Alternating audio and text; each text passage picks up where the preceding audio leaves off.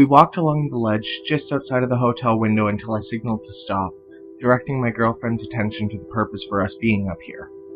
The sunset was divine, and the light shining in her eyes grew dimmer. We stood, no words necessary as we took in the ever-waning beauty. Just watching the sunset was not the true purpose for being up on this narrow ledge. I had been planning this for a while, the proposal. Now that I was actually out on the ledge, I realized just how difficult it would be to get down on one knee and pop the question, given that the ledge was barely wide enough for our feet. I awkwardly repositioned myself to the best position I could manage and tapped her on the shoulder. "Will you marry me?" My girlfriend, now fiancée, sorry for the spoiler, let out a funny-sounding sob. It was as if she were trying to sing underwater, and I closed my eyes, unable to keep myself from laughing. I heard a single yes turn to a scream as I opened my eyes and found my girlfriend to be nowhere in sight. I then felt a sharp pressure on my foot and looked down to see the teary-eyed face of my girlfriend clinging to my sneakers for dear life. I gave a disparaging look, for I knew what would be the outcome. But I wanted to still appear like I cared just a little, so, with a quick inhale, I leaned down and groped for her hand. At the very moment my fingers brushed it, I felt gravity kick in, and felt the wind flowing through my hair. All I could hear was my girlfriend's screams echoing off the building as we were careened straight down to our apparent doom. God damn it, Larry, you did it again! Hope cried in mock anger at her coworker and friend. Larry just gave a smug, yet sheepish smile. "Never hurts to try, does it?" he replied in a smooth tone. It was no secret the love that was shared by them, but there was the small problem of Hope having no desire to ever get married. She was more of the fine-on-my-own types, which didn't stop Larry from repeatedly proposing. He was more of the strength-in-numbers sort, who was also infinitely patient. They were both in their mid-40s, and this pursuit had been going on for about 15 years, ever since Hope had responded to a want ad in the paper for skilled programmers. Larry knew from the second that he met her two things. She was absolutely perfect, her intelligence evident from the moment that they first exchanged greetings, and that she was stunning, a real knockout.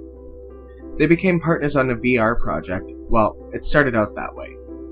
It stayed that way for about a week until Hope suggested that they go further than just virtual reality to the realm of physical virtual reality. Now, the project was coming to a close, with the device being nearly perfected. It was an apparatus that, when whoever would go through the experience, would be hooked up to and transported to wherever they wanted to go. It seemed a far cry from conception, but 15 years of technological advances quickly changed the far cry to a close sobbing. The device was still in its testing phase, but the results were promising enough after the most recent test that they were ready to bring in outside beta testers. Later on, Hope entered the living quarters followed close behind by Larry. They had lived in this small, two-bedroom space for 15 years, as they wanted to remain as close to their life's work as possible. Larry sat down on the dingy sofa and put his feet up, finally using his well-earned relaxation, or so he thought. "It's your turn to make dinner," said Hope from the kitchen zone. "How is it always my turn? I cooked last night, and the night before, and the night before that." "You called this pizza place 2 nights ago. That hardly qualifies as cooking, Larry." Hope shot back, trying to keep her cool. She wasn't much of a cook, and the nights that it was her turn usually involved simple things like macaroni and cheese or TV dinners. She would never admit to having such a life skill handicap, and so she just tried to flaunt her manipulation skills just to get good meals. Larry was one hell of a cook, always surprising her with new and tastier dishes each time. As she changed out of her work clothes in the bedroom, she could hear Larry whistling in the kitchen, and thought she could hear the microwave running in the background, but the whistling was making it too hard to tell. She emerged from her bedroom and plopped down on the couch, trying to make out what the aroma of that night's meal was. "Ready?" asked Larry from behind her. Hope nodded, and then a loud clack startled her into opening her eyes. "Bon appetit," Larry said dryly, walking away towards his bedroom. Hope smiled a little, despite knowing that he had won her little manipulation game. As she smiled, she looked at the plate of wilted leftover pizza and then to the television set opposite the couch. Her smile instantly disappeared, as she knew what type of smile that was. She slapped herself a few times, chasing the thoughts of Larry away. She did admittedly like him, and in weaker moments, found herself thinking about just how bad could it really be if she gave in to his advances. but she still reminded herself that relationships were bad and that no man could be trusted. Before the project began all those years ago, she found herself in quite the lousy situation. Having just been released from the hospital, Hope had returned to work only to find someone else sitting in her office. She stormed the boss's office to find out that she had lost her job. She had been away from work for too long, and her position had been filled. Her boss was not the one to tell her this, though. For some reason, Manny from marketing was sitting in the boss's seat, and when she inquired, she found out that Manny was the new bitch on the block. Trying hard to retain her composure, Hope turned and left the office without another word, maintaining dry eyes until the elevator doors closed, when she relented to the cascade of tears. As the days following progressed, she learned that her former boss/boyfriend had recently sold all of his company's stock, emptied his bank accounts, and fled to Costa Rica. Oddly enough, this was right around the time of her hospitalization. The tears began to flow again as Hope began to blame herself once again, though her boyfriend had been the one responsible for her injuries. She was lucky to have only suffered the few injuries that she had after being thrown down a flight of stairs, then kicked viciously when she lay at the bottom, crying slightly. As the tears in her flashback and reality came together, the thoughts that had been creeping up again fully manifested in her mind. She opened the newspapers to the obituaries and began to think about what hers would look like.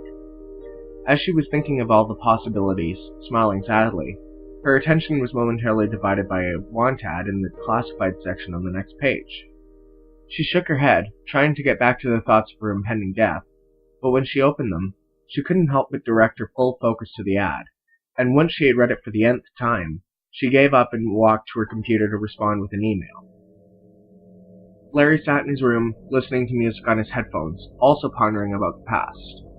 Before all of this started, he thought back to the time spent flipping burgers at the local McDonald's, trying to repay his student loans. He was making enough money to pay the bills, but he was miserable, as each moment spent in that mind-numbing restaurant was stopping him from following his true calling. While daydreaming one day, the project came to him. He was thinking about how badly he just wanted out of that place, and then it hit him. Could he really pull it off? Walking briskly on legs that weren't his own, he came out of his self-induced trance when the manager gave him a sad look and said, "We're gonna miss you, Larry. This place won't be the same without you around." Larry was lost for words, not really knowing what had just happened, and so he nodded and left the office, walking through the kitchen and out the door to his car. On the way back to his cramped studio apartment, he stopped off at the newspaper office and put out a want ad in the classified section, vaguely advertising the project. He was surprised the next day when he checked his email and found a response to the ad. After carefully reading the email, he sent a reply that requested that they meet at a small coffee shop the next day at 2:30. After hitting send, he closed his laptop and leaned back in his chair, sighing, then shouting confusedly as the chair collapsed under his weight. That same night, Larry packed a small bag with the essentials and left the apartment, leaving the key in the mailbox as he left. This was to be the start of his new life, leaving everything to fate that the project would go well. There was a muffled combustion roar from just beyond the thin walls of the apartment as both Hope and Larry sat reminiscing about their lives previous to the project. Neither one of them paid any heed to the outer noise, as it was common enough, and there was the fact that they were both deeply immersed in thought. The noise that followed the combustion roar did catch their attention, first Larry's, then Hope's. There was a quiet buzzing of a system failure alarm, followed by a much louder, more intense shriek of the critical mass alarm, as it were. They each had wide eyes as they communed at the door, both knowing just how critical the situation was. It was silent, save for the alarms blaring as they ran side by side down the long corridor leading to where the equipment was stored. They both knew what the combinations of sirens and alarms meant for the device, and if they didn't each do their respective part, the project would be a mass failure, a minor issue considering the main problem of near-imminent death as a result of the system failure of this magnitude. Hope burst through the lead-reinforced doors to be greeted by the sight of the assistants running from one piece of equipment to the other, looking like spooked horses in a storm. One glance at the main monitors told her that it was too late. There was only one choice to prevent the loss of everyone's life that was present in the facility.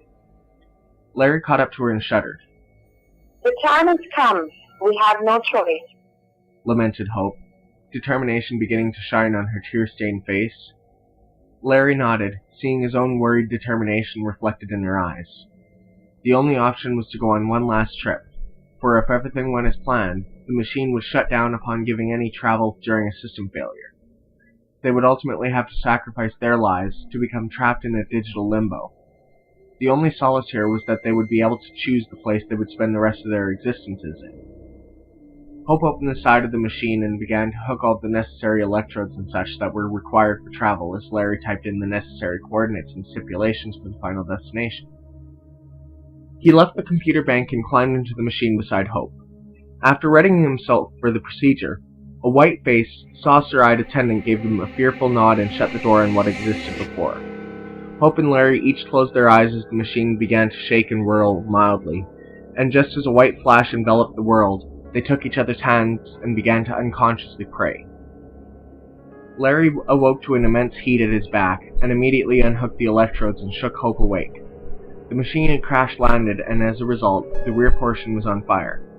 It took Hope a little longer to come to, but when she was fully aware, she stood, and together, they both kicked at the door until it opened to blinding sunlight. Sightlessly, they jumped and did a tuck and roll onto the pavement below, and as they rolled to a stop, there was a concussion wave as a blast echoed across the unknown terrain as the machine finally exploded. Hope raised her head to survey the surroundings, and then Larry followed due to Hope's exclamation. Why the hell are we in New York? Larry had a smile on his face at her irritation and answered, "You know why, Hope. This is our chance to start over and make a better life for ourselves. A clean slate thing, you know?" Hope was getting more and more pissed at her friend and colleague every moment, as this was the exact thing Larry would do under these circumstances.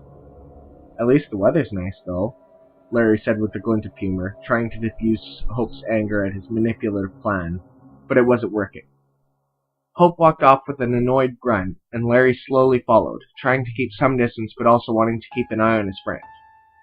They walked along the road, pieces of burning shrapnel becoming fewer and farther between as they traversed the asphalt. Now there were people beginning to appear, going about their days as usual, as it would seem. None seemed to have any interest in finding out about the earlier explosion, save to their indifference of seeing two strange, sooty people walking down the street. Hope slowed a short distance later, allowing Larry to catch up, and they stood there for a moment, taking in the world around them. There were more people now, and as they stood in the middle of the sidewalk, the others just walked around Larry and Hope, acting as though they knew the couple existed, but didn't care. Hope broke the silence. What's going on here? This doesn't usually happen on a normal trip. Larry only heard half of what Hope had to say, and as he was thinking about the same thing, but trying to come up with a rationalization to the difference in the surroundings. "I don't know," he mumbled quietly, and then looked closer at Hope. "I have an idea. We need more time to think about what's going on and what we're going to do, and if I look the same as you, we'll need to get cleaned up before we explore any further." Hope nodded, looking at Larry, whose face looked as though he were wearing Indian war paint, the sweat cutting clean little paths through the soot on his face. She suppressed a smile at the comparison, and together, they made their way up the street, quietly trying to make small talk as they walked towards the King James Hotel. In the lobby, Larry rooted through his pockets until he located a key. It was a dupe that he had made after the first few visits to the hotel on previous trips, and no one paid the duo any mind as they crossed the lobby to the bank of elevators. They rode up in silence, the soft hum of the motor and the concealed flatulence emanating from another passenger providing the white noise necessary for contemplation. They got off on the 10th floor, and when the elevator door closed, they each exhaled sharply, then laughed, removing the earlier tension that had been broken like the elevator occupant's wind. Walking along the hallway, they came to the entrance of an executive suite and Larry unlocked the door. They entered, and Larry piped up as Hope shut the door. "How about you take the first shower and I order room service, just for shits and giggles?" Hope looked at him, dead serious for a microsecond, and then the earlier laughter ballooned out once again. They continued to laugh as the click of the bathroom lock echoed through the room, followed by the muffled sound of the shower running. Larry was wiping tears from his eyes as he walked to the desk and picked up the phone. He dialed O and requested a room service order.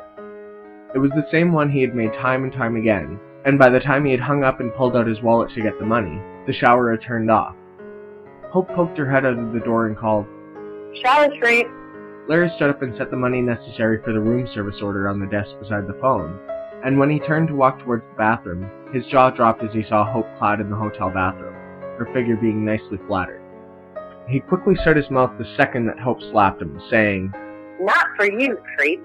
She was smiling as she did this, as it felt kinda nice to have someone who obviously had feelings for her, eyeing her well-cared-for body. The knock on the door came just as Larry stepped out of the shower. He could hear the door opening and Hope thanking the room service attendant, followed by the door closing softly. "Hey Hope, can you turn around for a minute? I only have my shorts on and you probably don't want to look at me until I get dressed, but I forgot my clothes out there and—" "Shut up and hurry up," Hope replied from the other side of the door. Larry signaled to move as fast as he could retrieve his clean clothes and dress before she noticed the fact that he had nothing on. He tripped on the corner of the bed and fell to the floor with a thud, then scrambled to stand and locate his clean clothes.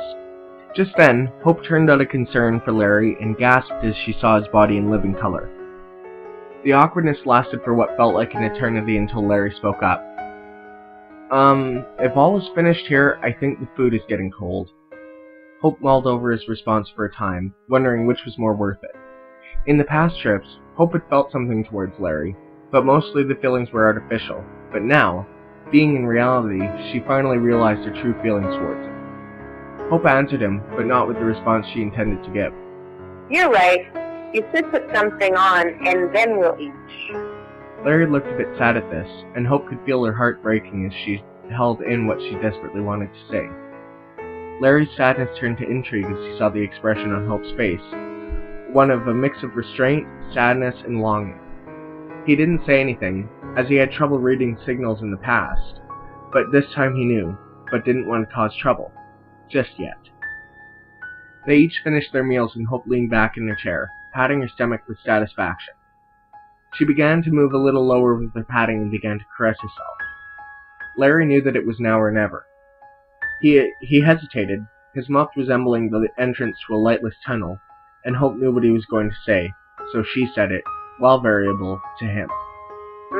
That was so good. I don't think I could eat another bite, but I did leave a little room for dessert."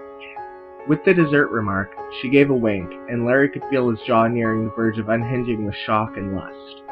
He momentarily snapped it shut as he moved towards Hope, then opening it again as they began to kiss passionately. He felt a huge pressure dissipate as the long-held tension of his true desires were released in a flood of hormones and ecstasy. Hope was experiencing a similar reaction, though there was a small note of fear behind it all. Her thoughts raced back to the last relationship she had been in, and she began to cry silently. Just as things became emotionally unbearable, something inside of her clicked and she checked out, relishing in the intense, emotionally raw inferno. Hope and Larry lay side by side in bed, a cigarette burning between Hope's fingers. She hadn't smoked in so long, not since the last time she had made love, and the feeling that accompanied it brought back mixed feelings. The earlier misgivings were an afterthought, and while thinking about everything, she leaned in closer to Larry and rested her head on his chest. Larry stirred slightly, not quite asleep, but deep in a state of meditation. At that second, for no good reason, the thoughts of what had happened earlier were replaced by thoughts of the project, the machine, everything they had left behind. It just wasn't fair, and Larry suddenly sat up, startling Hope from her rest, shouting, "It's just not fair, damn it!" Hope gave Larry a confused glance, and then sat up, swinging her legs out of bed and looking for the robe. She was disturbed by his sudden outburst, and at that moment she wasn't quite sure if she wanted to be near him in that state. She belted the robe after rising and walking towards the door where their bag sat. Finding a change of clothes, she walked into the bathroom and shut the door. Larry was bewildered, to say the least. He thought he could make out faint sobs from the bathroom, but he wasn't fully sure, so rather than snooping in on the matter, he walked to his bag and found some clean clothes. As he finished buttoning his shirt, Hope emerged from the bathroom, looking as if nothing was wrong. "Why don't we go out and see the sights?" she asked, and Larry knew upon seeing the look in her eyes that he shouldn't argue. He nodded and met Hope at the door. Before he led into the hallway, he gave her a small rub on the shoulder, and the look she gave him was that of pure sorrow and despair. It made him want to cry, and so rather than hold the look, he just brushed past her into the hallway, letting out a sad sigh. Out on the street level, Hope and Larry were filled with equal apprehension as the earlier nervousness from the odd nature of the surroundings pervaded once again. There were more people out than earlier, and the unspoken consensus between them was that something was off. In the past scenarios, Hope and Larry had done the same thing, explore, and there was never any uneasiness to this degree. The people all seemed to be under hypnosis, following predetermined paths in which to walk. They were dressed similarly too, with knee-length skirts and formal blouses on the women, and bland suits for the men. 1 out of every 10 people were carrying a briefcase, but not in the normal business attaché you would think of here. They were silver, riveted cases that looked like they could be concealing some sort of unimaginable weapon within. Despite the earlier happening between Hope and Larry, Hope grabbed his arm as one of the strangers broke off from the pattern of staring right in front of him and looked directly at Larry, a mild, almost uncatchable weariness splashing across their features as they looked for no more than a split second before disappearing back into the crowd. Nothing was said as Hope let go of Larry's arm and took his hand, beginning to walk back towards the hotel doors, dragging Larry behind her. What do you want to know about my past? Hope repeated as they sat across from each other. Larry focused on her face before replying, "Not too much. Why do you ask?" Hope debated whether to tell him everything that happened before their first meeting, and decided to omit the specifics and just give a broad description. It entailed that she had been in an abusive relationship prior to her losing her job, neglecting to give details about what actually happened to her, but elaborating that it was severe enough that she was contemplating suicide when she first came across the want ad. Larry listened silently through all of her testimony, occasionally nodding, and when she finished, he took her hand without protest. He rubbed it slowly, lovingly, as he said softly, "I understand if you don't want to talk about it, and I'm here for you, no matter what." Hope's slow breaths hitched it for a moment before she broke down and sobbed all of the details. Larry's expressions alternated between sympathy, rage, compassion, befuddlement, baffled, and sorrowful. He was able to pick out enough of the warped words to understand what was going on. The sobs soon quieted to sniffles, and Hope looked Larry in the eyes and said, I want to know about your past. I just need a little distraction. Please, just talk to me. Larry had the beginnings of tears brimming in his eyes as he responded, "Let's sit on the bed. It's much more comfortable, and I just want to hold you until you feel better." Hope coughed a teary laugh, and then nodded. As they slowly walked towards the bed where they had made love earlier in, Larry piped up, "Wow, this will be a tough act to follow," prompting a giggle from Hope. It was indeed a tough act to follow, as he was nowhere near as interesting as Hope was. He described his childhood spent being homeschooled, a decision that wasn't his, but rather his parents and school administrators. He was brilliant, but also had a quirk when it came to dealing with others. He was able to read people quite sufficiently, mostly their flaws, and wasn't shy about flaunting that in their faces. By the time that the decision of homeschooling came to be, he had spent more time in detention than he had in class, a very difficult thing to comprehend when you consider he had only attended school for 3 months, and it seems to be difficult to fathom a kindergartner being sent to detention rather than time out. His parents really didn't give 2 shits about his education, and so they just let him learn on his own. A month after he began homeschooling, he was a fifth grade level in most of his subjects. By the time he was 10, he was studying college-level materials in his spare time. At 12, he took the exams that were necessary to graduate high school and aced them all. His worker, a 30-something woman who just didn't care about anything or anyone, was deeply caring about this. She and the school officials were so dumbstruck by a 12-year-old acing exams that most students did average on, they ended up making him take the tests over and over and over again until they finally gave up. The worker was so interested in this that she spoke to his parents about him starting college the next year. They really didn't care, and given the other circumstances, Larry was ready to move out. The worker tried to persuade him to come live with her so she could get to better understanding him, but he was dead set against that, and so it was settled in the emancipation court. Larry had graduated college with PhDs in advanced mathematics, electrical engineering, and programming before he was old enough to drink. When college was over, he found himself laden with student debt, and seeing that no big firms would hire a 17-year-old, he had to settle on a job that would pay the bills temporarily.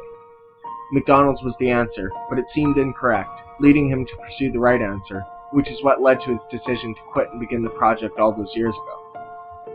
By the end, Hope was dozing off in Larry's arms, having quieted down in about an hour ago. Larry looked down at her head resting on his chest and smiled. It was great to be in love, and to have them love you back. Larry carefully leaned over and turned off the lamp and settled onto the bed, trying carefully not to disturb Hope, who had fallen asleep. As he drifted off to the sound of soft breaths in the vacuum of silence, he thought he could make out a mild orange flash from the window followed by a faint whooshing of air. When Larry awoke, he was confused for a moment as to where he was, and then it all came back to him as he noticed Hope sleeping peacefully beside him. Slipping his arm out from under her, he walked to the bathroom and showered, then dressed. When he walked out of the bathroom, he saw Hope just beginning to stir, and he slipped into bed beside her, planting a light kiss on the lips, then whispering, "Good morning, beautiful." Hope groaned and opened her eyes, letting out a sigh of contentment and a non-committal noise that could have been a reply. She sat up, rubbing her eyes, and then asked, Morning. How long have you been up? "Since about 6. The sunrise woke me up." Why so early? Did you sleep well last night? "About the same as usual, but a bit better because of you." Larry smiled slightly, and Hope turned her head away. She stood up and placed a hand on his shoulder, dragging it across as she made her way to the bathroom for a shower. Hey, this isn't bad for room service. Hope said around a mouthful of scrambled eggs, to which Larry nodded. He had called for room service whilst Hope showered, and it arrived just as she finished. It was a bit strange to wake up in the hotel room where they normally just spent the day, and while they both agreed, neither spoke a word of it. "So," Larry began as he swallowed a mouthful of bacon, "I have a plan for today, about where to go exploring." Hope moved her hand to urge him on, and so he continued. "I think that we should go further into the city, see what all the weirdness is all about. What do you think?" Hope nodded, not wanting to talk around a mouthful of wheat toast. They talked a bit more after they finished eating, and when they were done, Larry walked over to the door and held it open, saying, "After you, darling." Hope smiled, still a bit put off by the affection shown by Larry, as she was so unused to it. Well, thank you, sir. She replied in mock thanks. She was grateful to have the door held, but still felt just too weird. They paused outside of the door as Larry locked it, and Hope took his hand and gave him a light kiss, to which he put his arm around her, turned, and they sauntered toward the elevator, bumping up against each other as if they needed to hold each other for balance. The laughter was muffled as the elevator doors closed, the moving box escorting them to the lobby. The situation in front of them as they exited the hotel was near identical to the one when they had ventured outside earlier. Hope and Larry held each other's hands tightly and boldly took the first steps away from the hotel. They merged with the crowd, blending in enough, but still sticking out in their attire, so much different from the rest of the mass. About 300 yards away from the hotel, vehicles began to pass and the crowd dispersed somewhat. Larry looked at Hope for confirmation, and when she nodded, he raised his arm and whistled for a passing cab. The request for a cab was granted on the third attempt, and as the cab pulled up in front of them, Hope suddenly felt a chill run up her spine, shuddering slightly. Larry took some notice of this, but once again he was completely fascinated by all of the odd stimuli around them, leaving him distracted. He held the door open and Hope climbed in, then slid over so Larry could join her. "Where to?" asked the cab driver, a middle-aged, balding man wearing a clean tunic and bowler hat. Larry was taken aback by the odd attire of the cabbie. "Broadway and 108th, please." The cabbie nodded and turned his gaze to the front of the cab again, pulling out when it was safe to do so. Hope and Larry exchanged a wordless conversation in the back seat, the gestures and expressions conveying that they shared the same sentiments about the unnatural appearance of the cabbie. 24 minutes later they had arrived, and Larry paid the fare. Looking around, the street before them was strange. There were plenty of shops and a few restaurants, though most of them lacked any name. It wasn't like the signs were missing. The signs that should have displayed the store's name were there, but they were completely blank, with the exception of a small QR code symbol on the bottom right corner. They stood, trying to make sense of what was going on, and that was when things became more clear. A person walked up to the store they were staring at and held up a cell phone, taking a picture of the QR code, and following that, the store name displayed on the screen. The image changed to a sort of list, and when Hope looked closer, she could see that each line had an itemized list of items purchased from that store, and at the bottom, there was a line that said how much credit they had left to use at the store. The person gave the list a cursory glance and then entered the store. Curiously, Larry pulled his cell out of his pocket and opened a QR scanning app. They crossed the street to one of the restaurants and took a picture of the code on the sign, and the restaurant turned out to be a dumpy bar. It didn't look dumpy, it actually looked quite classy, but the review under the name said that it was one of the worst places to be in that city. The phone glitched out, and then it suggested a different bar located 2 blocks away. Larry had made his decision, though, and stepped forward as he put his phone away, and held the door open for Hope. In the in-between, Hope asked, Wait, why are we going in here when it's advertised as such a dive? Larry responded with an adventurous grin. We'll never really know what it's like unless we try it, right? Hope answered by opening the inner door, the smell of stale cigarette smoke wafting out, stinging their eyes as they walked through the gray curtain. There was another smell that accompanied the cigarette smoke, the choking odor of marijuana. They took a seat at a corner booth and waited for someone to come and take their order, and whilst they waited, they each surveyed the bar. Many of the other patrons were dressed in outfits similar to the cabbie, being that none were able to be recreated, and the remaining few patrons that were dressed differently looked like people from out on the street, 3 men in starched suits and the women in knee-length dresses. There was something different about their appearance, though, and it became apparent just what that was when one of the people turned and looked at Hope and Larry. Their hair was disheveled, eyes bloodshot, and the clothing that seemed nicer from the other side was rumpled and wrinkled. They were clearly drunks, and it was obvious why the review had directed them to another bar. This was the place that the general masses wouldn't set foot in if they wanted to maintain a positive, professional appearance. The unique patrons appeared to be that of the hipster crowd, but rather than fit in that non-conformist sort of way, they seemed to be the dregs of society. Hope thought back to the cabbie's appearance, and then it fell into place. When you're a free thinker in this society, you get the short end of the stick. Hope wrinkled his nose as the smell of marijuana was upon them, and he looked up and noticed someone walk up to the table, smoking a joint. The woman was in her mid-20s, had dark hair, and looked respectable enough, if you were able to remove the joint from the situation. What can I get for you? She asked in a low voice, mumbling slightly around the joint in the corner of her mouth. I'll get a beer. Whatever you have on tap is fine, Hope said. The waitress jotted it down on her notebook, and then looked at Larry, who was doing his best not to show his discomfort from the smell. Double wild turkey, on the rocks, please, he said with a smile, and the waitress snickered under her breath as she wrote it down. What's so funny? Wild turkey, the waitress half responded as she walked back towards the bar. They exchanged an amused glance at the super-stoned waitress as Hope reached into her purse and pulled out a cigarette, then offered the pack to Larry, who accepted one after a second of debate. He coughed heartily as he took the first drag, and Hope put her hand over her mouth as she stifled the giggle. A man walked up to the booth carrying their drinks and then sat down. Phoebe sent me over with your drinks. So, you guys new in town or something? They nodded, and the guy put his arm around each of their shoulders. I'm Rick. Welcome to the Rat's Nest. What do you think of it so far? It's pretty cool, Hope and Larry replied, and then Larry added under his breath, the smell of weed is making me a bit sick. Rick heard Larry say that, and then responded, Yeah, it is a bit strong, but you get used to it after a while. Larry nodded, humoring Rick, but inwardly knowing that some people just never get used to the smell. There was an awkward silence, and then Rick stood up and walked back towards the bar, sitting down with what were presumably his friends. A short time later, Larry and Hope had finished their drinks and decided to leave. Larry stood up and walked to the bar as Hope got her coat on, and then he asked, Hey, how much do I owe? Rick spoke up from the other end of the bar. I got this one, guys. It's on the house. Say, do you need a ride to wherever you're going to? Hope had joined Larry's, and she answered for him. Sure, that'd be great. Okay, I'll call my buddy. He's a cab driver. He'll take you to where you need to go. With that, Rick had pulled out his cell and was on the phone instantly. He hung up and then said, Hey, he's waiting out front. Listen, it was really nice meeting you. Maybe we'll meet again down the line. They nodded and smiled politely, and then turned and walked out the door to the cab idling at the curb outside. Getting in, they noticed that it was the cabbie from before.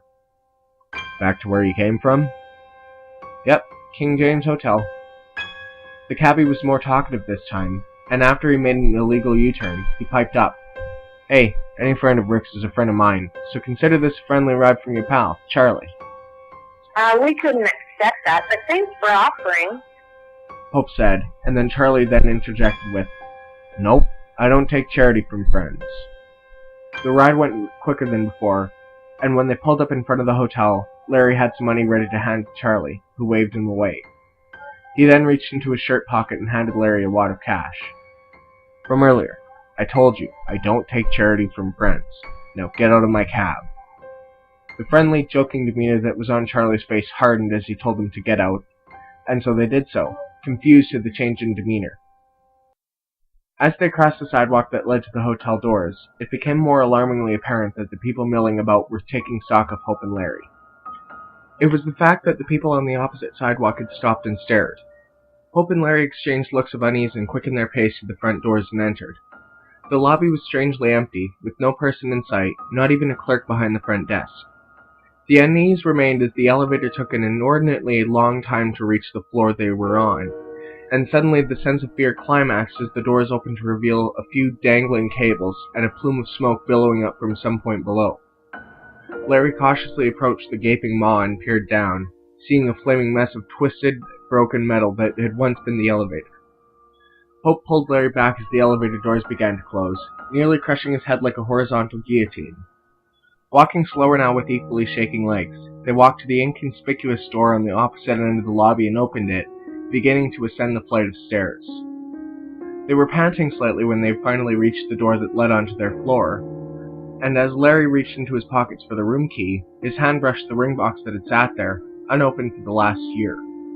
The previous trips they had taken where he had proposed were just simulations of the real thing, so he hadn't really made any progress in the actual proposal. He reached out his hand and gently rested it over Hope's, who was grasping the door handle. "I have an idea. Why don't we go up to the roof and watch the sunset?" Hope rolled her eyes, but felt a deep pit of despair rising in her. She nodded meekly, taking Larry's hand as they mounted the stairs once again. There was far less fear in her of falling this time, as they would be up on the roof, and there were presumably guardrails along the edge so that no one would fall if they ventured too close.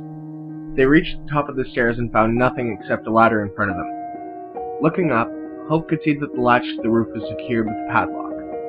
"Oh, damn it. Now we'll just have to watch the sunset from our room." "It's okay.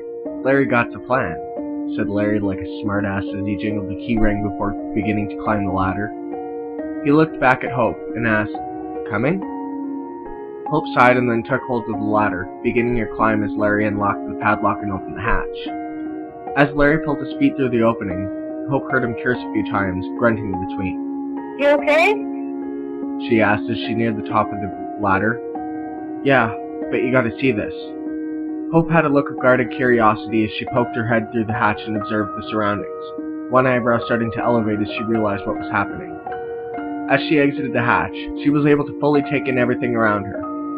The sky was a mix of ominous black clouds and a beautiful sunset.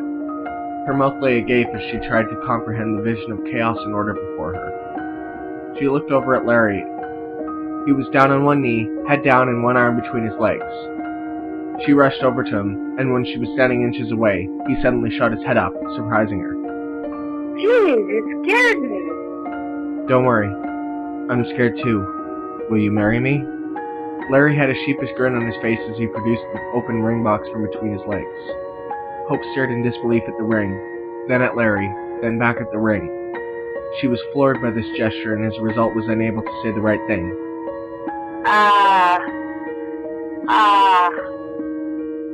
Oh, hell yeah."